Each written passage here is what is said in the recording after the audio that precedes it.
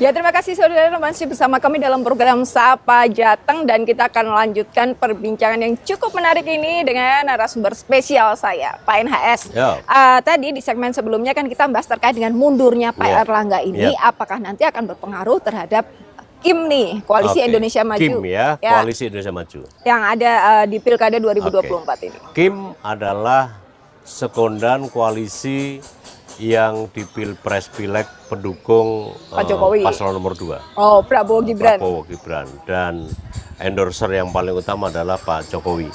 Dan tampaknya itu akan dilestarikan dalam sekondan yang sama untuk serangkaian pilkada. Terutama di pilkada-pilkada yang gemuk, yang strategis. Misalnya Sumatera Utara. Oke, Jawa. Ada Bobi itu di sana. Iya, Jawa. Jawa itu Jawa Barat, Jawa Timur, dan Jawa Tengah. Dan yang lain, termasuk DKI Jakarta. Nah, ini tampaknya akan dirangkai dalam satu tarikan nafas, sebagaimana juga ingin mengangkat dengan konteks yang sama untuk Pilpres. Nah, pertanyaan Lia, apakah ini akan mempengaruhi? Sangat mempengaruhi. Pertama-tama karena pilkada itu kan sama dengan pemilu, itu diusung oleh partai politik maupun gabungan partai politik, baik yang seat maupun kumulasi yang non-seat. Nah, ini sangat mempengaruhi terhadap kandidasi dengan pertimbangan sekurang-kurangnya 3 hal. Pertama, akan secara bulat mengusung kepada kader yang disepakati oleh semua titik, oleh partai politik. Yang kedua, akan mengendorse non-partai di luar itu, tetapi bisa diajak untuk bareng-bareng menjadi satu kekuatan. Yang ketiga, dia juga bisa dalam rangka untuk secara langsung akan menguntungkan terhadap sekondan itu. Ketika kita bicara tentang keuntungan nanti kita bisa diskusikan. Dan saat bersamaan di situ akan bisakah misalnya sekaligus menjegal kepada calon yang lain. Nah, itu dalam kaitan itu misalnya relevan kalau DKI. KIM Plus ya yang kita dengar, infonya dengan kotak kosong. Ya, itu kan bagian dari yang saya sebut 3. Tapi 2 yang pertama tentu saja harus dirunut juga bagaimana peran masing-masing. Pada kasus antara DKI Jakarta dan saat bersamaan Jawa Barat itu kan terjadi pertukaran pemain. Ridwan Kamil. Iya, Ridwan Kamil di satu sisi dan Deddy Mulyadi di sisi yang lain. Itu sekondan yang sesungguhnya tidak bisa dilepaskan sama sekali karena Golkar sesungguhnya lebih pro kepada Kamil, itu RK ya. Tetapi di sana juga ada Pak Deddy Mulyadi yang juga tidak kalah signifikannya jika ditaruh di Jawa Barat. Nah, saya kira satu dari sekian yang kemudian menjelaskan tentang retaknya sehingga mundurnya Airlangga itu karena itu. Walaupun itu bukan satu-satunya ya.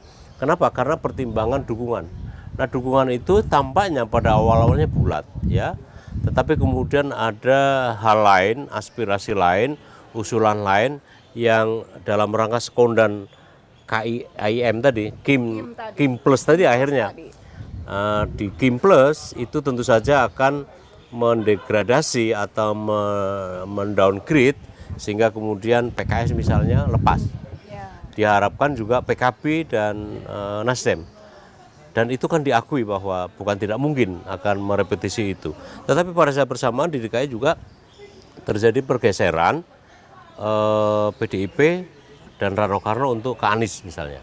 Itu bisa aja terjadi itu dan unpredictable ya. Nah, buat saya kita tunggu saja termasuk nanti pengaruhnya di Jawa Tengah. Karena Jawa Tengah konon ya itu akan Pak Lutfi yang sudah settle tampaknya dia bisa aja dan tampaknya itu lebih dekat ke sekondan dengan Taj Yassin. Ya, Gus Yassin. Gus Yassin. Itu balihonya banyak. Betul, sekarang sudah menyebar kemana-mana. Sementara calon yang dulu pra penetapan Pak Lutfi seperti Sudaryono ya, balihonya kan juga masih banyak menyebar. Wamen sekarang. Nah, saya lihat itu akan ada pengaruhnya juga di Jawa Tengah. Asumsinya kalau kalau Pak Lutfi yang setengah definitif sekarang dan itu pernyataan resmi dari Partai Gerindra melalui sekjennya bahwa Pak Lutfi akan dicalonkan di Jawa Barat oleh Gerindra, Jawa Tengah oleh Gerindra, itu artinya dia butuh satu wakil calon ya, calon wakil yang kita duga itu adalah Pak Yasin tadi. Gus Yassin ya Nah tadi. sementara kalau TNI, kalau Polri yang diusulkan, tentu saja kan ada pengaruh dukungan. Dan sama tentu saja ini harus apple to apple untuk mengimbangi pendekatan teritorial Polri, dan itu jatuhnya adalah ke TNI. Kalau itu benar, maka Andika Perkasa yang mau ditaruh di Jawa Barat, di Jawa Tengah ini itu sangat relevan gitu ya. Karena biarlah dua lembaga ini walaupun sebenarnya undang-undang partai politik, undang-undang pemilu, undang-undang pilkada mengharamkan keterlibatan TNI dan Polri dalam pemilu dan pilkada. Tapi kalau dua-duanya kan sudah purna nanti waktu Sudah purna, waktu mencalonkan nanti. Tetapi percayalah Lia bahwa ikatan emosional, ikatan psikologis begitu Anda masuk ke Polri atau TNI, tampaknya itu ikatan jadi seumur umur itu. Seumur hidup itu. Nah, apakah itu mampu bisa dipotong? Ya tergantung pada banyak hal. Berarti kalau di Jawa Tengah ini lebih seksinya, kesannya nih konotasinya perang bintang gitu. Perang bintang. Antara Pak Lutfi dengan Pak Andika. Pak Andika nanti infonya nih yang beredar di masyarakat, tapi kita juga masih menunggu rekom dari info rekom dari Bu Mega. Dari Bu Mega. Katanya sih Pak Andika dengan Gus Yusuf. Kadang-kadang gitu, terus Pak Lutfi dengan Gus Yassin. Ya kita lihat aja nanti, iya kan? Berarti ini antara Gus Yassin dan Gus Yusuf sendiri kan sama-sama NU. Sama-sama NU.